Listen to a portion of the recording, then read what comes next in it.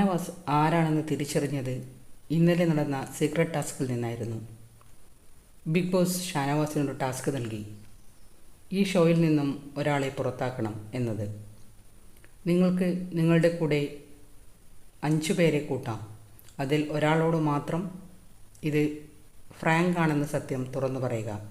ബാക്കി ആരെയും ഇതറിയിക്കരുത്.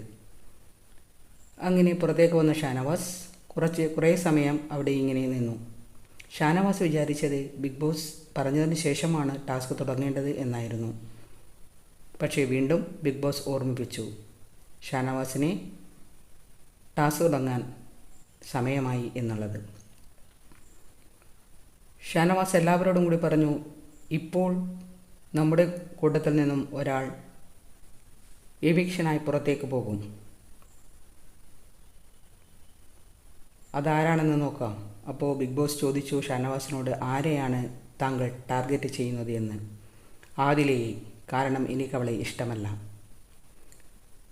അങ്ങനെ ആദിലയും മറ്റ് 4 പേരും സംഭവം ശരിയാണെന്ന് കരുതി ഷാനവാസ് അക്ബറോട് മാത്രമാണ് സത്യം പറഞ്ഞത്. തൻ്റെ ഏറ്റവും നല്ല കൂട്ടുകാരനായിരുന്നു അത്. ആദില പുറത്തു പോകുന്ന കേട്ടപ്പോൾ നൂറയ്ക്ക് സഹിക്കാൻ വയ്യ.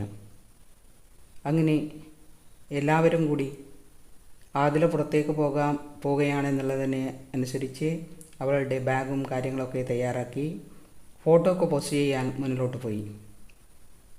ആദില അപ്പോൾ ഉറക്കെ വിളിച്ചു പറയുന്നുണ്ട്, ഷാനവാസി നിൽക്കണ്ട, ബാക്കി എല്ലാവരും മാത്രം വന്നാൽ മതിയെന്ന്. അപ്പോൾ ദൂരെ മാറി നിന്നു ഷാനവാസ്. അക്ബർ കുറേ നിർബന്ധിച്ചെങ്കിലും ഷാനവാസ് പോകാൻ തയ്യാറായില്ല.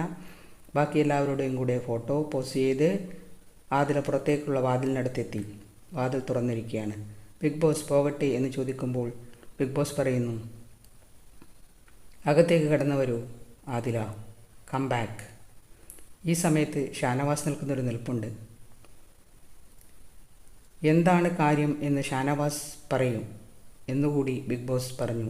അപ്പോഴാണ് ഷാനവാസ് പറഞ്ഞത്, ഇത് സീക്രട്ട് ടാസ്ക് ബിഗ് ബോസ് എനിക്ക് തന്നതാണ്.